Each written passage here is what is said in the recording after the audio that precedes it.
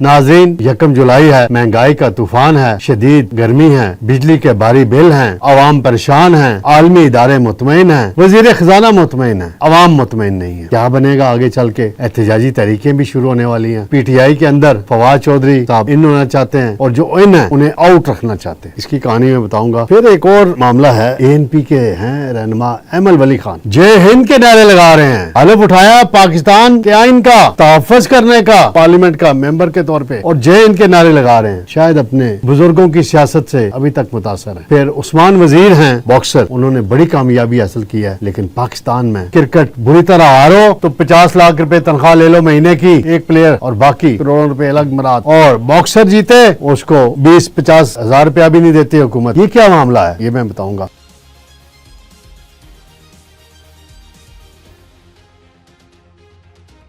बिस्मिल्लाहिर्रहमानिर्रहीम। मैं हूं तारिक स्मैर, डेली मुमताज डिजिटल के साथ। नाज़रीन, 1 जुलाई है, महंगाई का तूफान है, शदीद गर्मी है, बिजली के भारी बिल हैं, अवाम परेशान हैं, आलमी इदारे मुतमईन हैं, वजीर खजाना मुतमईन है, अवाम मुतमईन नहीं है। क्या बनेगा आगे चल के? एहतजाजी तहरीकें भी शुरू होने वाली हैं।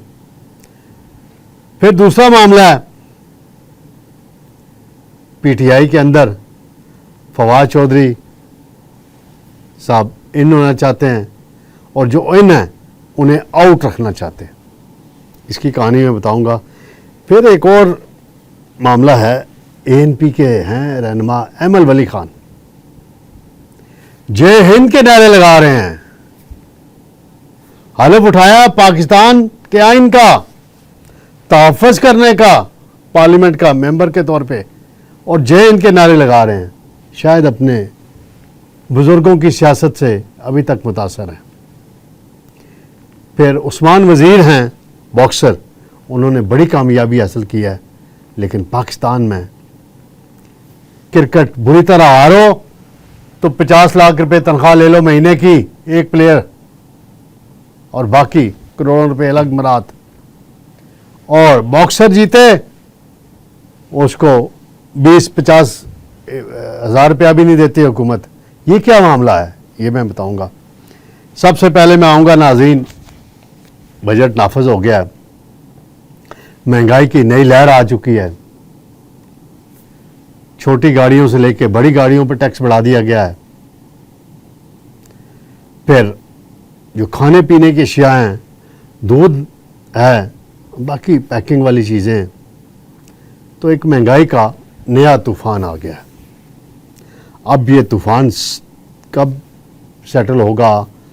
अभी कुछ अर्सा पहले महंगाई बड़ी कम हुई थी, 38 से 11% पे आई।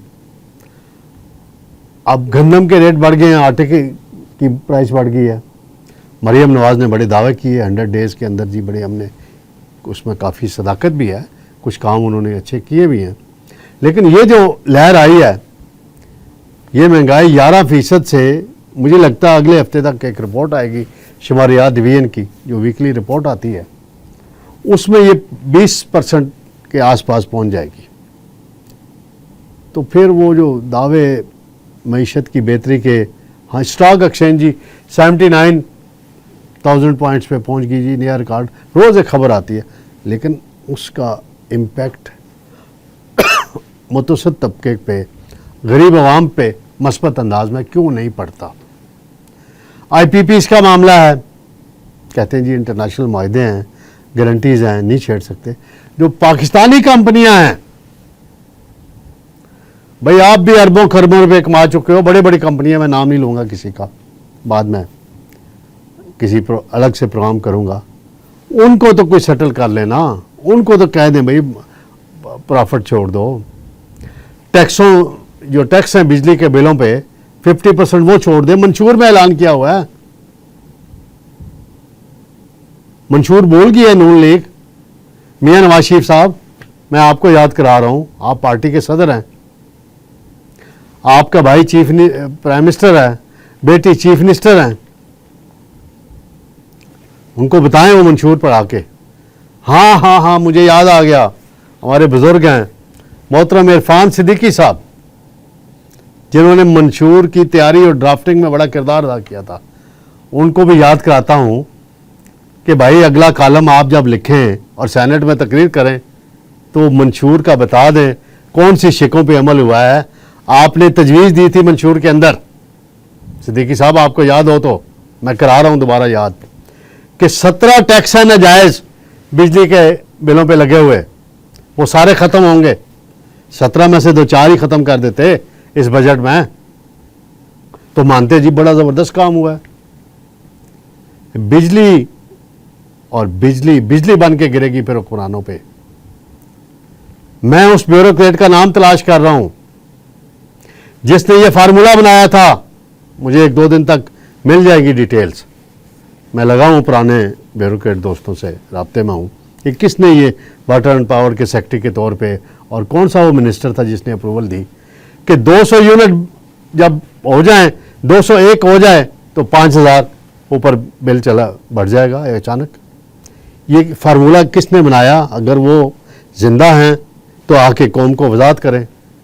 अगर वो अल्लाह मियाँ के पास ब्यूरोक्रेट साहब चले गए हैं तो दुआ मग़फ़िरत हम उनके लिए करते हैं, बाकी उनकी हम उनको कुछ नहीं कह सकते।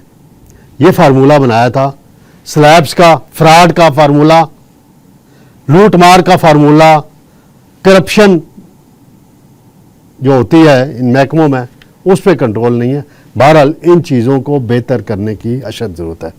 दूसरा मामला नाज़रीन अहमद वली खान साहब का मैं थोड़ा तज़किरा करता चलूँ। इंडिया ने अंपायरों की, थर्ड अंपायर की मदद से जीता है। वो कैच जो था बड़ा कंट्रोवर्शियल हो गया। वो जो छक्का मार रहा था, मिलर शायद बैट्समैन था, जो छक्का मारा बाउंड्री पे कैच हुआ, और जिस तरह पाँव उसका लग गया बाउंड्री के साथ, लेकिन इंडिया की जीत कंट्रोवर्शियल जीत है। क्रिकेट में है, ठीक है। अहमद वली खान हैं, उन्होंने जय हिंद का नारा लगा दिया, वीडियो शेयर कर दी। और भाई खुदा का हुआ, आप मुबारकबाद दे दें, ठीक है, राइट है आपका। जय हिंद का नारा लगाने की आपका कोई जवाब नहीं बनता बतौर पाकिस्तानी, बतौर पार्लियामेंटेरियन। उस पर बड़ी तनकीद हो रही है, तो होनी भी चाहिए। वैसे अपने बुजुर्गों से मुतासर होंगे शायद। एक इनके बुजुर्ग की जो हैं नई दिल्ली में सेटल हैं, इनके रिश्तेदार उस ज़माने से, कुछ अफ़गानिस्तान में हैं, कुछ यहाँ पाकिस्तान में हैं। सियासत इस तरीके से आपका वोट बैंक नहीं बनेगा अहमद वली खान साहब। आप पीपल्स पार्टी की हमायत से, जो वफाक की जमात है उसकी हमायत से सेनेटर बने हैं बलोचिस्तान से, और आप जय हिंद के नारे लगा रहे हैं। आपको माजरत करनी चाहिए इस बात की पर। पाकिस्तानियों के दिल दुखे हैं इस बात पे। पहले वो दुखी हैं कि हमारी क्रिकेट टीम ने जो परफॉर्मेंस दिया, और आप इंडिया की जीत पे, वो कंट्रोवर्शियल जीत है, उस पर जय हिंद की बातें कर रहे हैं। नाज़रीन, पीटीआई के अंदर जो मामलात हैं मैंने थोड़ा सा तज़किरा किया है। फवाद चौधरी बड़े एक्टिव हैं, बड़े इंटरव्यूज़ दे रहे हैं, उनका अपना एक मौक़िफ़ है, और उन पे इल्ज़ाम जवाबी इल्ज़ाम आता है। जो हामिद खान हैं या रऊफ़ हसन हैं, कहते हैं इनको लॉन्च किया गया, और वो उनको सियासी चूहे कहते हैं। उमर अयूब साहब पे तंज करते हैं, शिबली फराज पे तंज करते हैं।